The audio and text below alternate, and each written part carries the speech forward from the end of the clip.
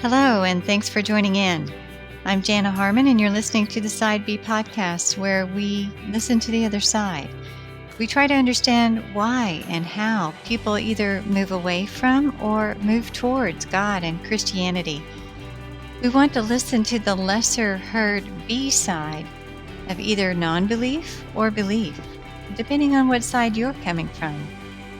Each podcast will listen to a story from a former atheist who changed their mind and came to belief in God. They know both sides of the story. These stories might look a bit different from different parts of the world, from different parts of Western culture. Today we'll be talking with Daniel Rodger, who lives in London, England. He's a former atheist who came to the Christian faith against the grain of his culture. Welcome to the podcast, Daniel. It's great to have you on the show. Thank you very much for inviting me on. Oh, good. As we're getting started, can you tell me a little bit about who you are, what you do, your life? Sure. So I have a background as a registered healthcare professional that specialised in working in the operating theatres.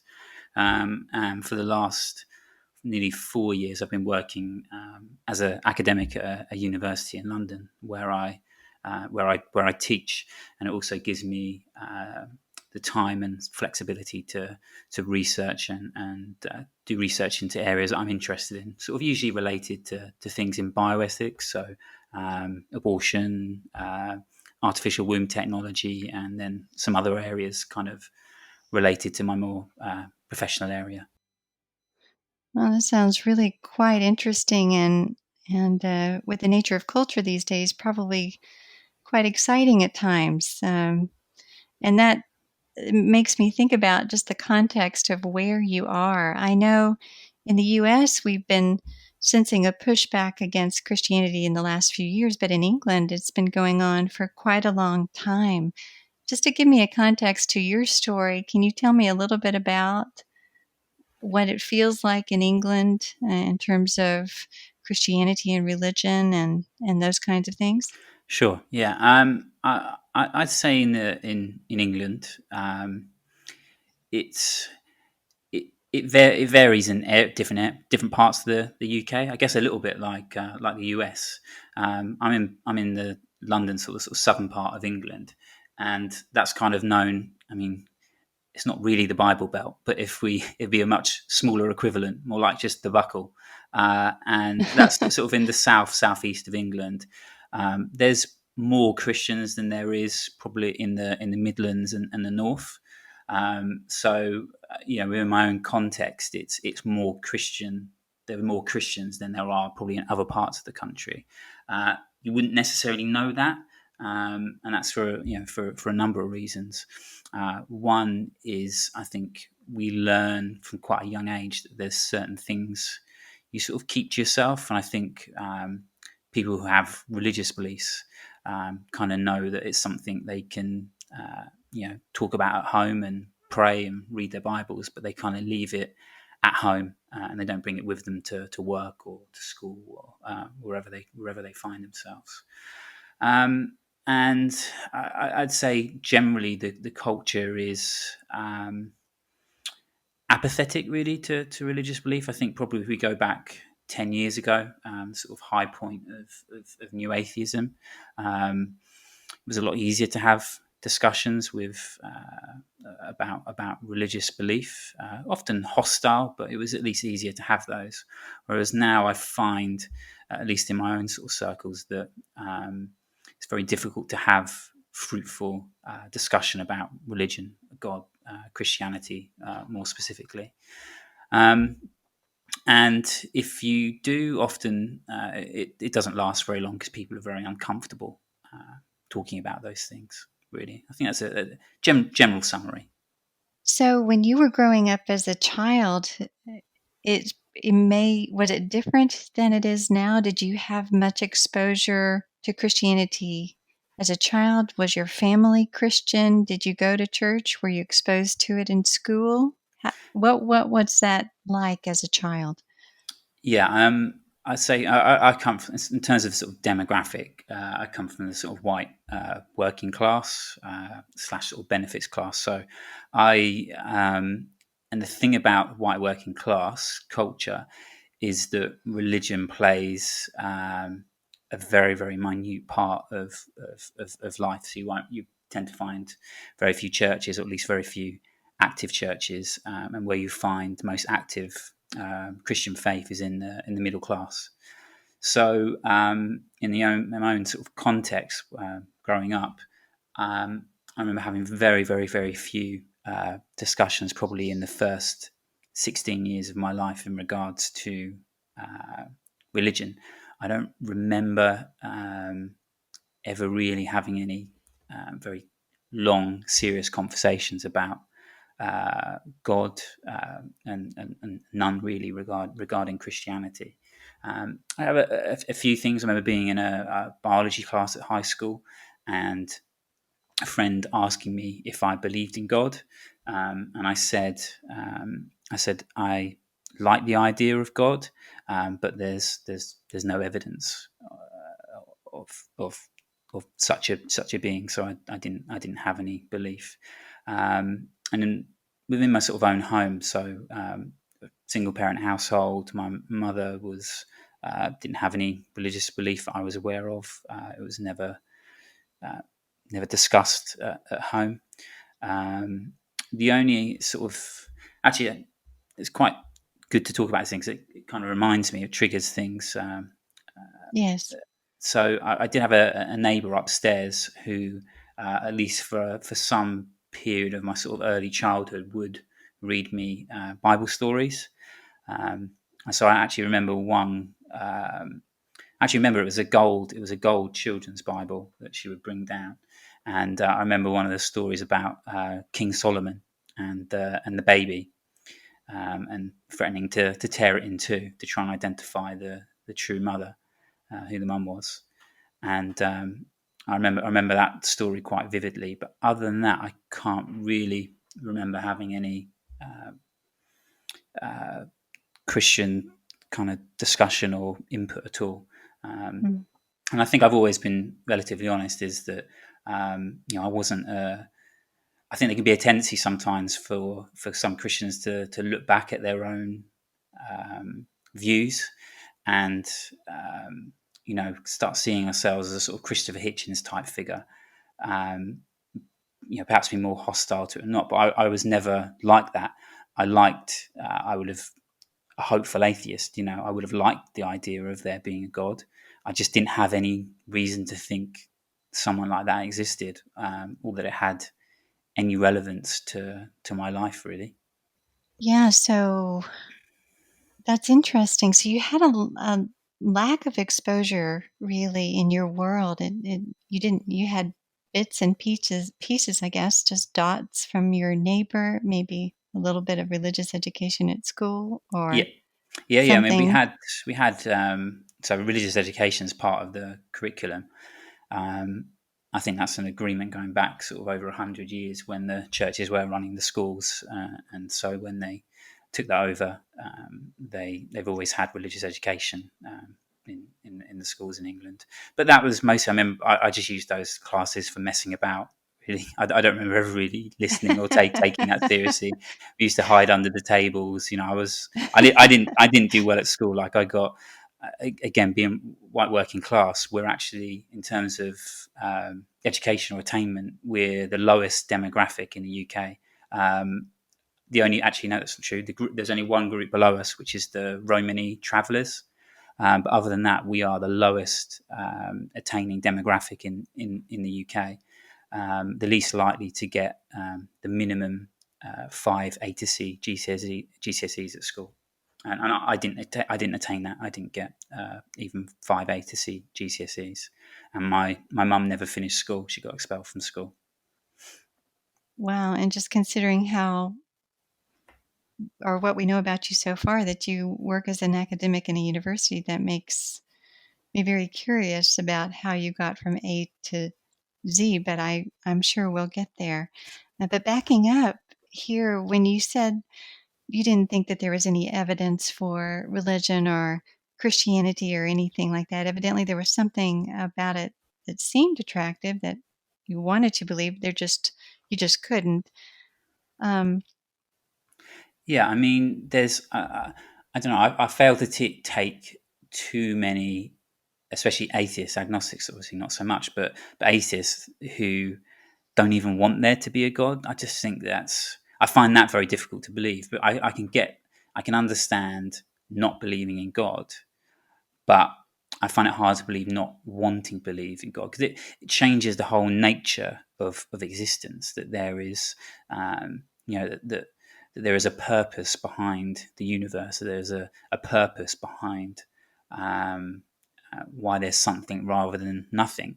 That life might have some sort of meaning that's discoverable and make a life more satisfying to live.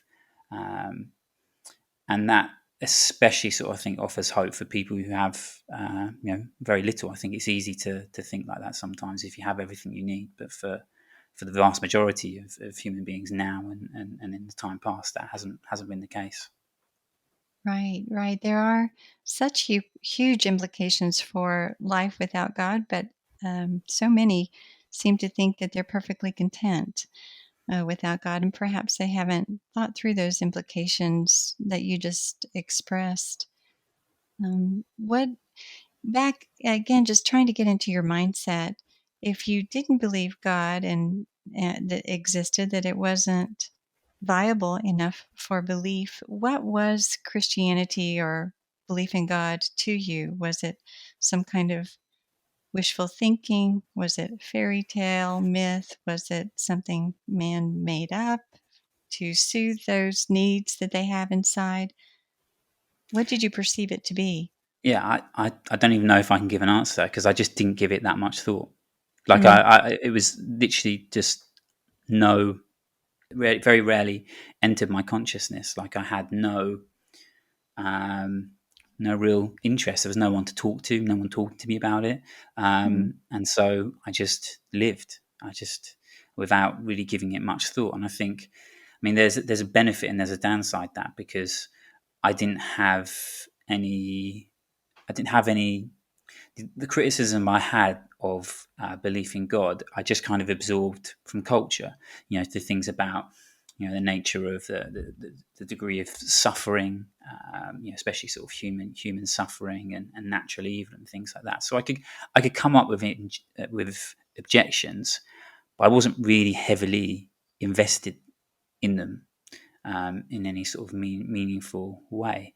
I just, I would have enough to say if someone brought it up. Um, but uh, as I said, I think I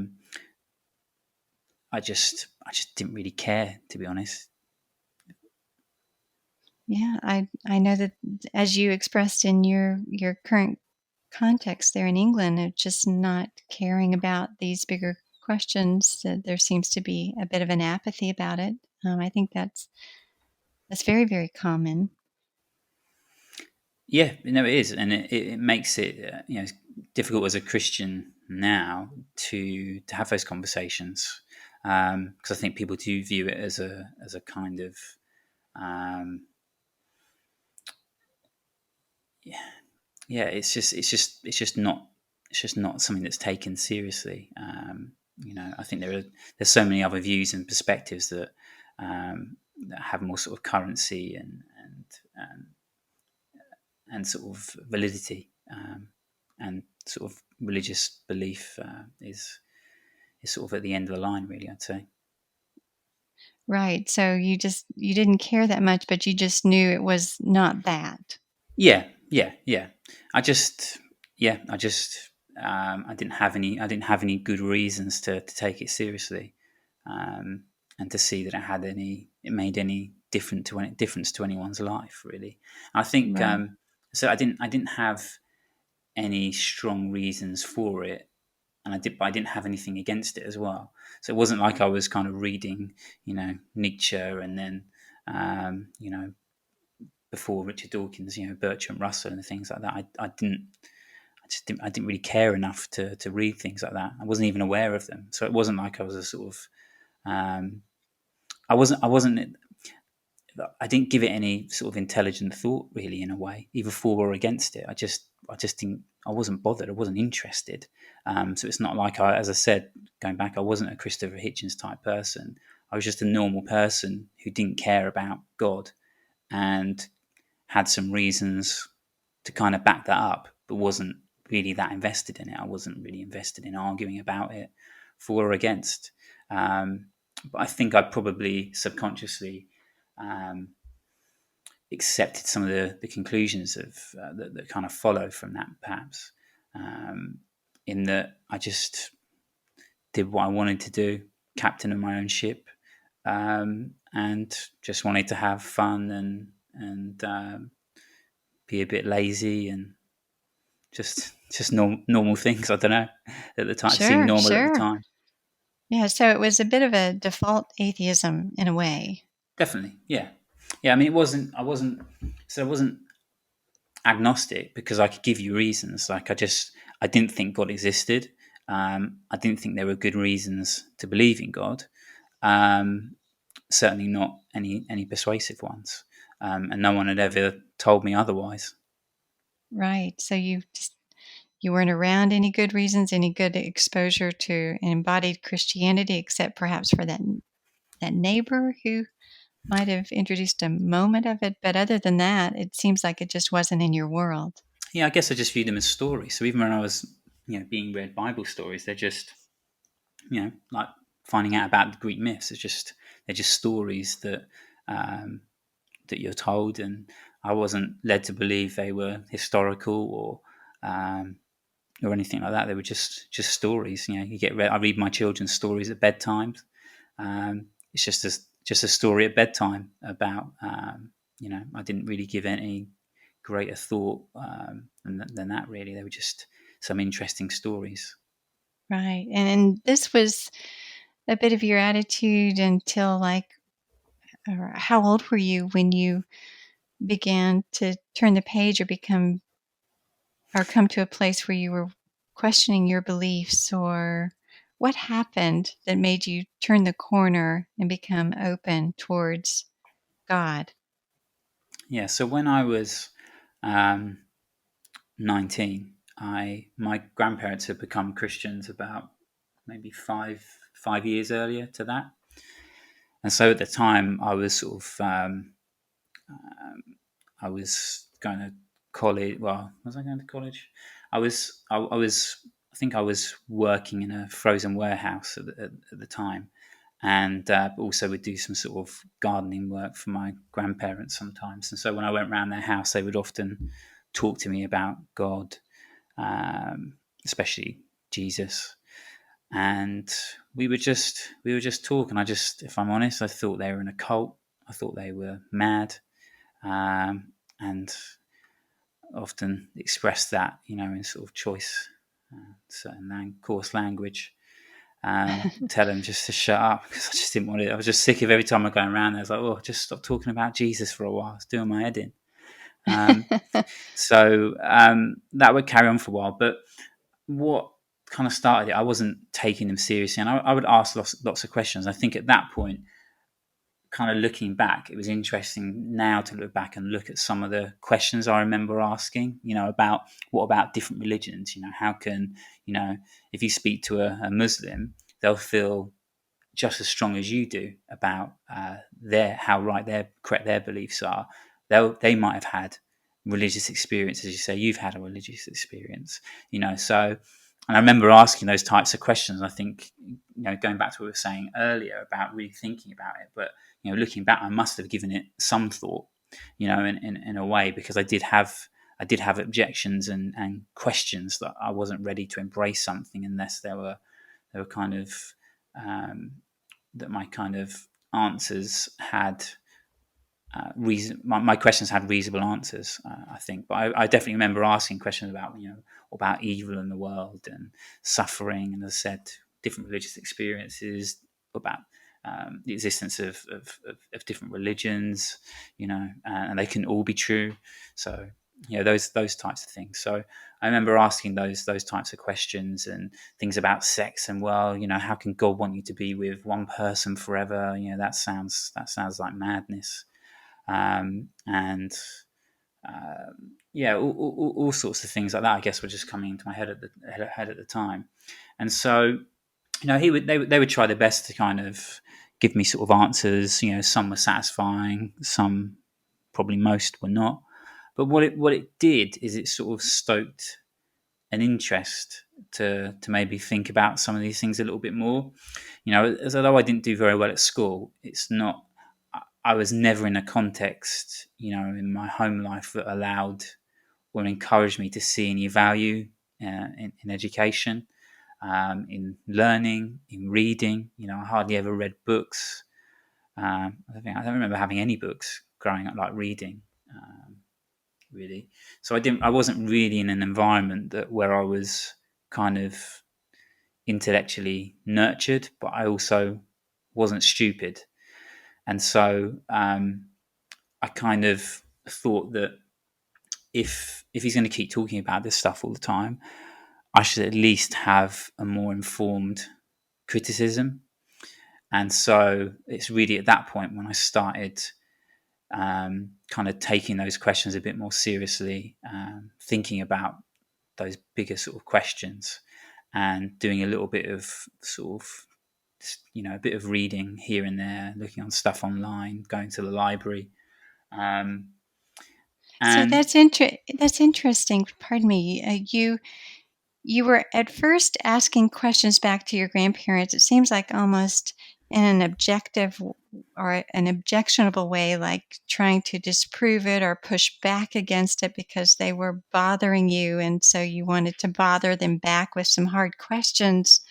But then somewhere along the way, that pushback turned into interest, and then you began a more genuine pursuit of the answers.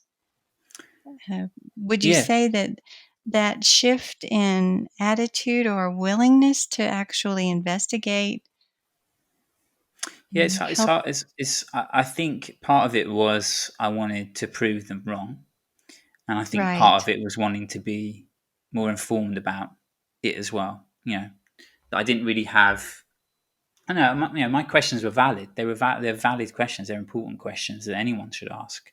Um, but it's not like I'd read books about that. They were just sort of things that, as I said, I'd either absorbed or was kind of thinking of objections at the time.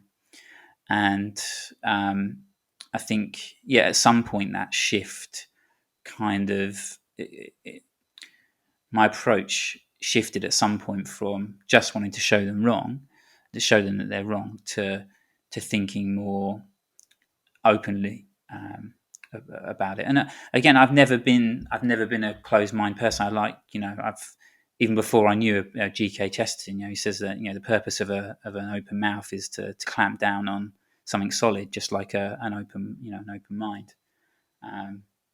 And so it came to a point where I actually stumbled upon a book in a library, which a lot of people I'm sure will be aware of, is the Case for Faith by Lee Strobel. And I stumbled across that book, and if you obviously, you're not, being in England, how unlikely that is to happen. To come across a good Christian book in a council library is highly Mm. unlikely. I'm not saying it's miraculous, but it's close to being, because there are so few good Christian books around, especially in libraries. But I came across that, and I think it was at that point I thought, all right, well, let's see what they've got, and having a read of that, and that book was a real turning point, because although there's valid criticism of that book and those kinds of books, it led me to Christian thinkers, which I didn't realize was a category. It led me to read what they were saying, and then have people I could actually read and listen to, and get a pretty comprehensive understanding of Christianity, of engaging with sort of objections that I have had, and just sort of led me to thinking about Christianity a bit more seriously. And I think it was kind of after that I realised, whether it's weeks or months, coming to a kind of point where I sort of crossed a threshold where I think I always explained it as kind of knowing a bit too much, to kind of sweep it under the carpet, I think. We're going to take a break for a moment from our story so that I can tell you about the C.S. Lewis Institute Fellows Program. This program is a 12-month discipleship course that focuses on monthly themes related to theology, spiritual formation, and apologetics. Through the structure of a strong curriculum, like-minded community, and a one-on-one mentorship, our fellows encounter a life-changing experience that develops them to grow deeper in their faith as disciples of Christ. The C.S. Lewis Institute is now accepting applications for this Fellows Program. It is offered in 15 different cities and is for Christians who are seeking to broaden their Christian education and deepen their personal faith. To learn more and to find out if you live in a city where the Fellows Program is offered, please visit www.cslewisinstitute.org. Now, we'll return to our story. So when you were investigating, or you saw this book by Lee Strobel, The Case for Faith, that's definitely Christian-oriented, did you take a look at other world religions? Did you compare them? Did you want to see if Christianity had held a candle to any of these other world religions, like Muslims, like you said, that they're very strong in their belief, or others? How did you narrow it down to Christianity as the one that you were willing to pursue? Yeah, and that's a good question. I remember thinking at the time that I could probably rule out quite a significant number of them, especially those like Hinduism, where reincarnation suggests I would get another chance, exploring in the future. So I kind of focused on the Abrahamic faiths because these seem like the ones that, well, they statistically had. Well, although the Jewish faith is quite small, at least Islam and Christianity, have a significant proportion of the population as their alleged adherents. And so Judaism, Christianity, and Islam, especially those faiths come with a sort of a finality, after death. They seem like the ones that should be taken most seriously. So I specifically sort of focused on thinking about and reading about the three different Abrahamic faiths. And then once you I guess you settled in on monotheism, and then you looked at those side by side, and what made Christianity more persuasive as an ideology or a worldview, or that you came to a place where you settled on that? Yeah, I think in terms of reading the Case of Faith and reading some other books and reading some things online, I'd say the point in which I guess it took a foothold is when I started reading the Bible. It was the person of Jesus reading the Gospels, and God, at the time, looking back, spoke to me through the Gospels, and so I'd say that was the thing that really the distinguishing factor between the three was Jesus, I would say. Mm. In terms of what he had to offer with grace and salvation, or did it have anything to do with his resurrection, or the viability of that, or a combination of everything? Yeah, I mean, it's what he said spoke to me. The resurrection, I think, especially after reading the Case for Faith and reading stuff around like William Lane Craig and other sort of scholars. The resurrection I found incredibly persuasive, and I didn't know it was much stronger. Like I kind of thought the resurrection would have, as in terms of historicity and stuff, the sort of strength of those claims would be relatively weak, and they were much stronger than I kind of anticipated. So I think, and the resurrection has been a great source of hope and strength, and has sort of helped me to continue on that path for over the last sort of decade. So yeah, I think the resurrection was really key in that.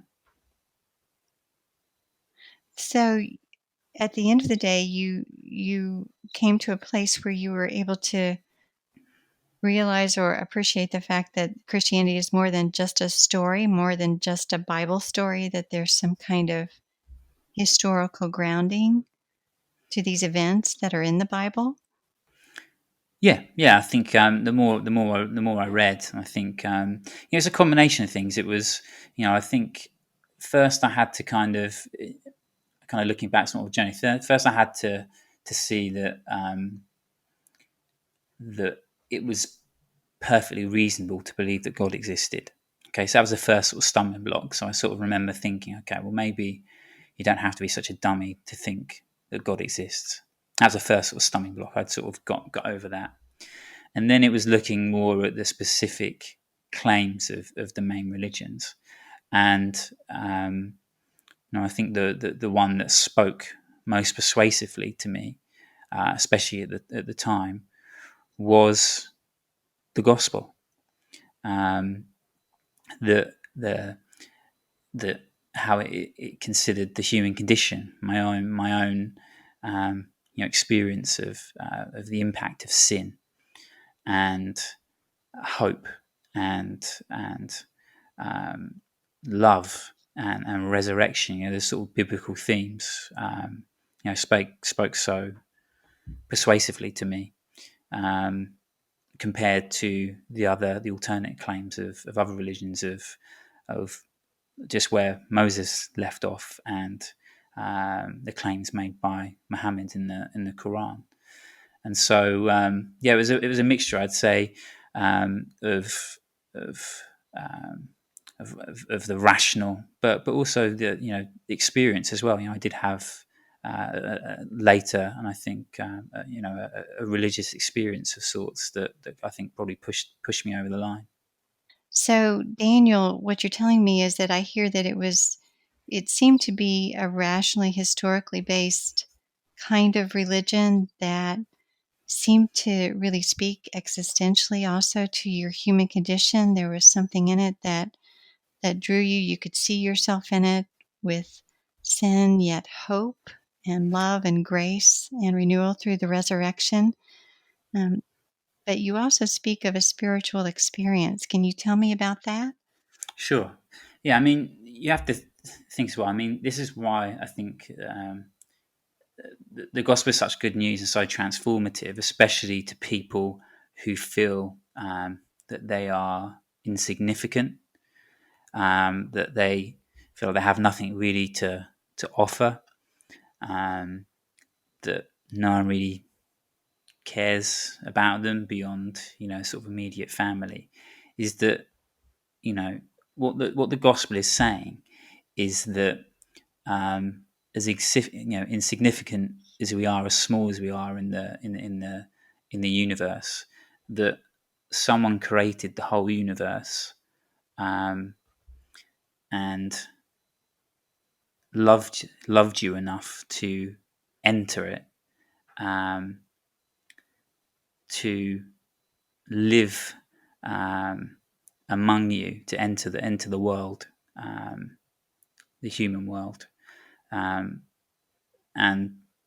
there's something beautiful about that. That to people who feel like they're insignificant, and I think that spoke to me in a way as well. If I guess what you sort of said existentially, but it was also the rational aspect as well, as especially in regards to the resurrection.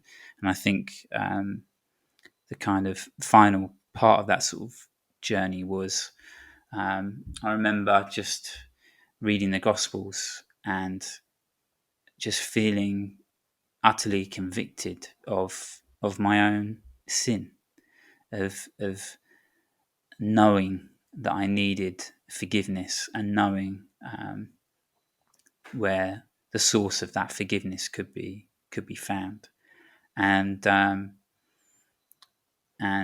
just knowing that I had to repent, and that if I asked God for forgiveness, that I would I would receive it. And I remember, no shining lights or noises, but just a real experience of the depth of my sin, but also the depth of God's love for me at the same time. And I haven't had anything like it since. Um, but it's always stayed with me. I bet that was, in a sense, I mean, it sounds like such a marker, but it sounds like it was just a bit overwhelming, but in a good way. Yeah, it's a unique experience, and I think I could be more skeptical of because I said people from other religions have experiences, and I think I'd be more looking back, perhaps I could be skeptical of just that experience, but it wasn't just the experience; it was it was the different things. It was um, the experience plus reason and a rational case for God. It was the experience plus um, you know Jesus in the Gospels, and knowing that what he was saying is true, and how it makes sense of things I already know. It makes sense of the sort of the universe. It makes sense of my kind of moral intuitions, my knowledge of that certain things are right and wrong objectively, that suffering is evil, something that shouldn't be welcome, that pain is bad, that there's beauty, that you look out, you know at a sunset at a mountain range. There's no reason to have a sense of awe from that. Um, and there's all sorts of things. I think there's certain things as human beings that we know, and I think any worldview has to be able to provide good answers to what we already know, and I think Christianity does that. Yes, it seems that the Christian worldview in your mind and for you and for your life, and really, I would presume that you would say for all of humanity, it makes the most sense of reality, of what we know about the universe, about what we know about ourselves and our own human condition, about our loves and our longings, all of those things that you spoke of, our ability to understand right from wrong. Um, how long ago was it that you became a Christian? So it was about 15 years ago now. Yeah, so I'm 35, and I was 20 when I started following Christ.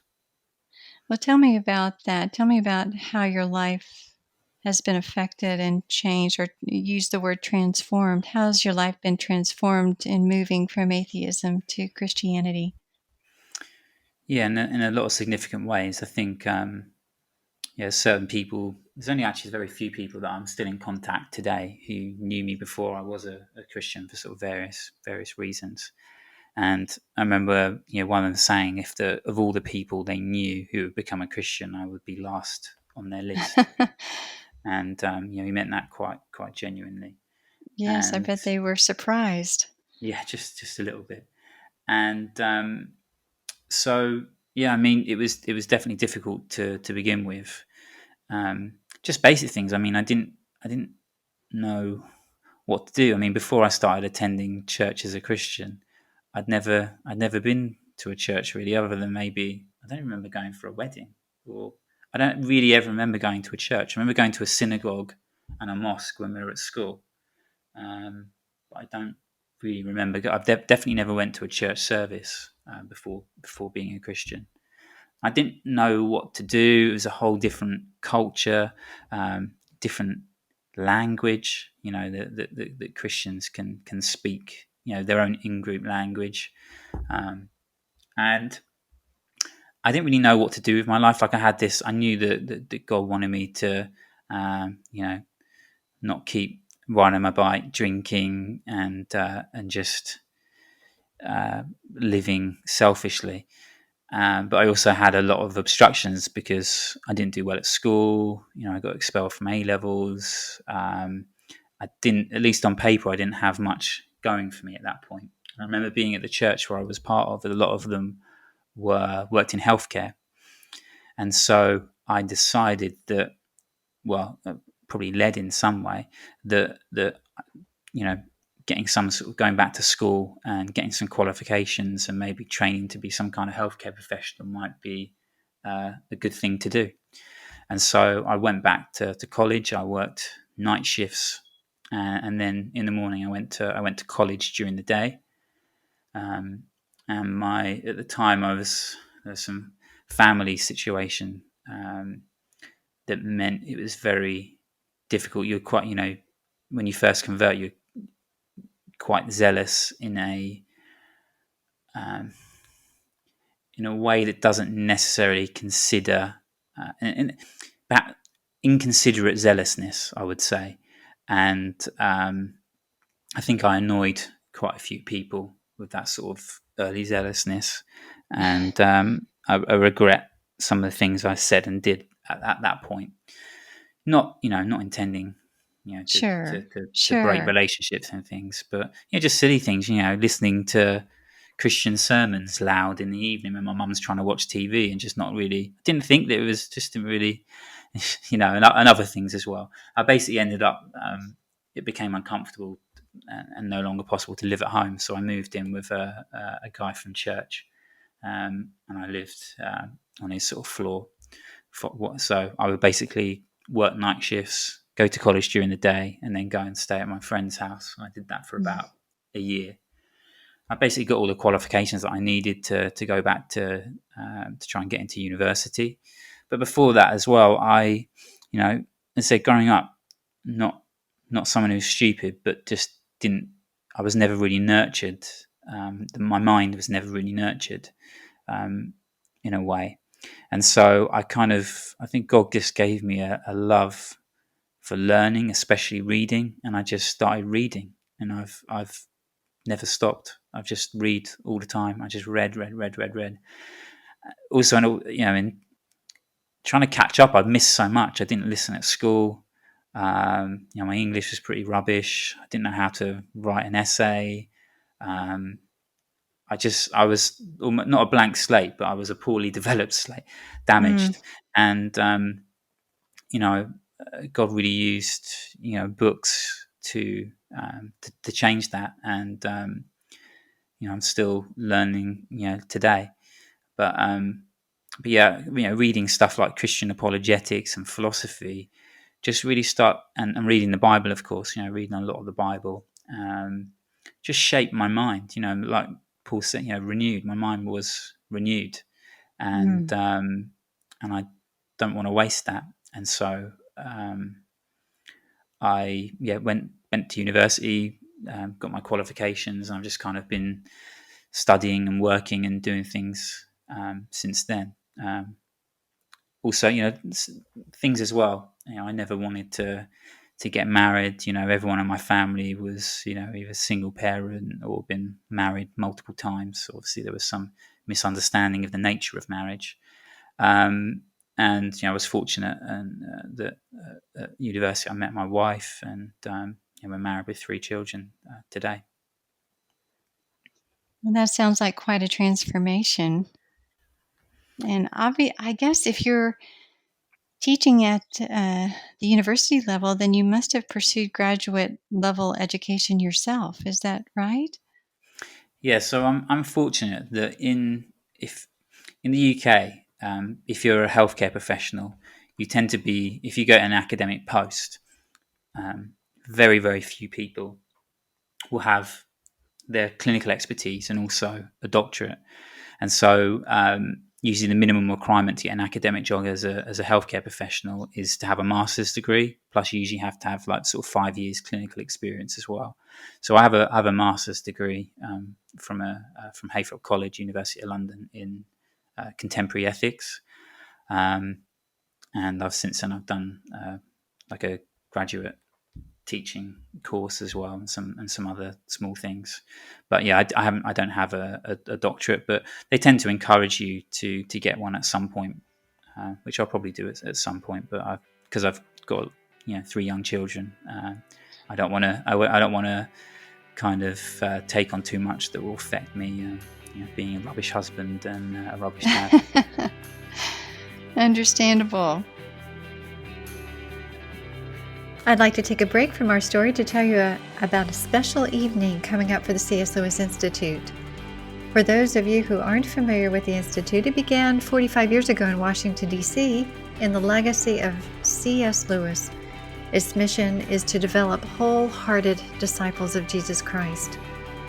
Despite all that the pandemic has brought us in the past year, we've seen the Institute grow in scope and impact. Part of that is because people around the world are looking for answers to questions that they may have never asked before COVID-19 shifted the ground beneath their feet. These uncertainties open the door for new ministry opportunities, and we are excited to share all that has happened and the ways you can join in. On Saturday evening, April 17th at 7:30 p.m., you'll have a chance to hear more about all of that, as well as listening to beloved speaker Stuart McAlpine, who is a teaching fellow and pastor in the Washington, D.C. area. You'll also hear from C.S. Lewis Institute fellows who have been challenged and changed through completing the discipleship program, as well as how you can support this ministry. You can attend in person in Virginia or tune in via live stream feed. For more information or to register, please go to www.cslewisinstitute.org/celebration45. Now back to our story.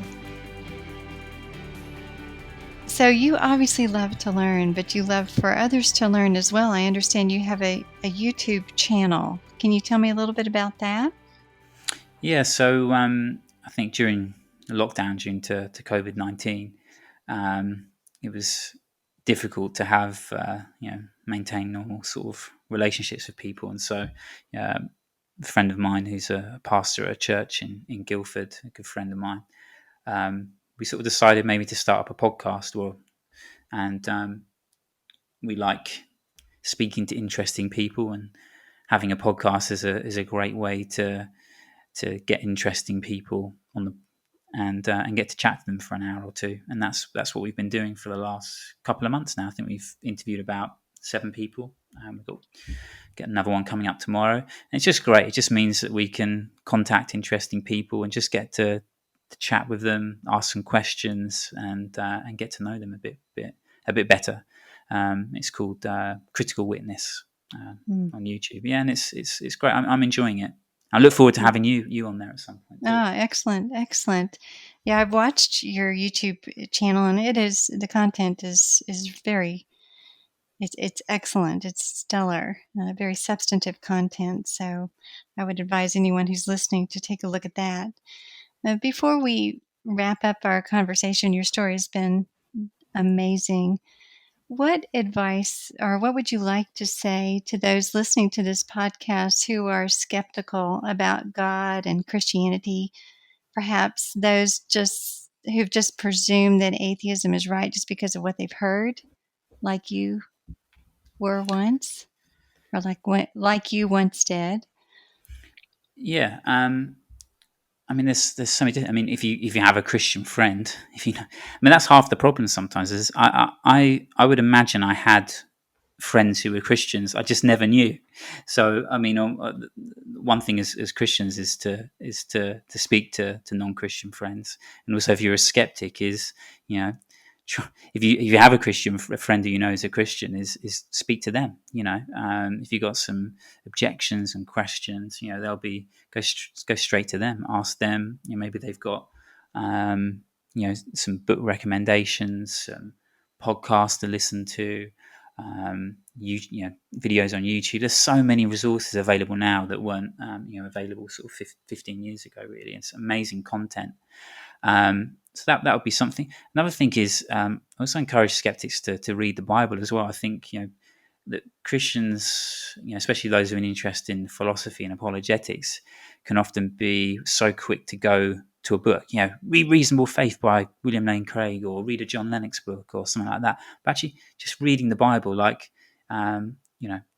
God can speak to you, and through the Bible. He's been doing that for sort of over 2,000 years now, and so I would strongly recommend that skeptics read the Bible. Wherever you start, but I think I remember sort of starting from Genesis for a bit, but also just reading the Gospels, getting to know Jesus, through an unfiltered lens. I think that's important.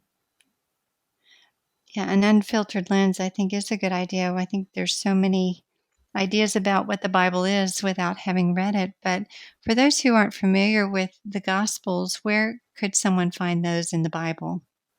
Yeah, so there's New Testament. I usually say the best, well, not the best one, but I think the one I've always enjoyed reading is the Gospel of Luke. Luke was a physician, historian, and his gospel is written, specifically for people who, don't necessarily have a religious background. I think, contrary to something like Matthew. Matthew's a great gospel, but specifically written for people with a Jewish background. So I think starting from Luke and Acts, I think are always places I love to recommend people going to. Yeah, I think that's good advice. And on the flip side, what would you say in this culture where there's an increasing pushback against Christians and Christian beliefs? What would you like to say to Christians today, if anything? Yeah, it's difficult, and this is probably one of the questions where I might be the least helpful person. I mean, especially as someone who's in academia, and it's a very difficult place to be a Christian. I'm not sure I have many good answers. I think as long as I'm a natural pessimist, by nature, a redeemed pessimist, and and so I just think Christians need to read the Bible more. I think reading the Bible more. I need to read my Bible more. I think Christians need to read their Bibles more. I think we need to just get in a habit of speaking to people who aren't Christians, just forming that sort of habit of making it more natural to talk about how great the gospel is, how amazing Christ is, and that there are good reasons to be a Christian. Um, I think those sorts of things can make a small difference. I think, especially as I said in the UK, like the US, there's different places, different cultures. I think just Christians need to have a habit of speaking about their faith more and not giving in to popular sort of expectations. Just keep everything at home, and keep the faith locked away as soon as you step outside the door to work, school, wherever you're going, playing football, whatever you're doing, to find ways of showing people that Christianity shapes who you are and everything you do, and because I think one of the most common but pernicious ideas about Christianity is that, or about Christianity, belief in God in general, is that it doesn't have any relevance. It doesn't change anything. I think people think, okay, you might believe that, you believe God exists, you believe Christ died for your sins, but what does that actually change? And I think it's so important to show people actually it changes everything.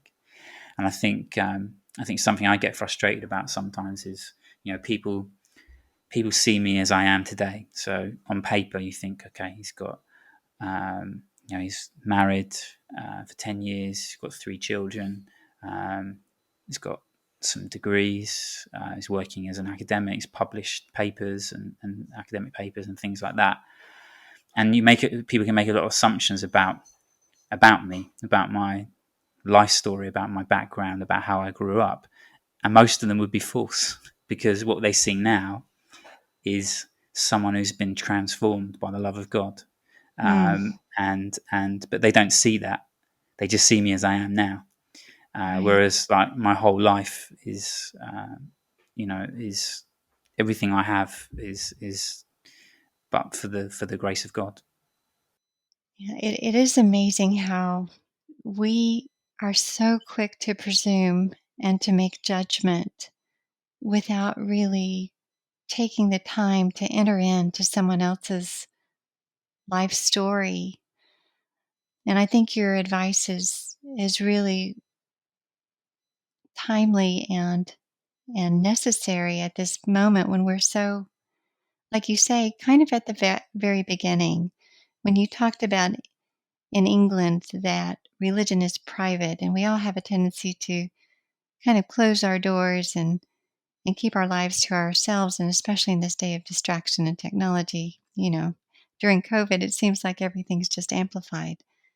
But as you are telling us, I think it is very wise and judicious to just take the time to get to know someone, whether they are pushing back against belief about God or whether they have a very strong belief in God. You don't know their story and you don't know the reasons why they are what they believe, um, who they are, all of those things. And it would be good if we just took time to listen to the other side. And that's kind of the point of this podcast. And I hope that those who are listening really have listened to you, because you are a life that has been transformed. And it's, for me, a really beautiful thing. So I want to thank you, Daniel, for coming on and for sharing your story with us. Is there anything else you want to add to your story before we close? No, I think it's been interesting. It's been cathartic, sort of talking about it, and yeah, just really appreciate you having me on, and wish you all the best for your future interviewees. Fantastic. Thank you again, Daniel. Thanks for tuning in to the Side B podcast.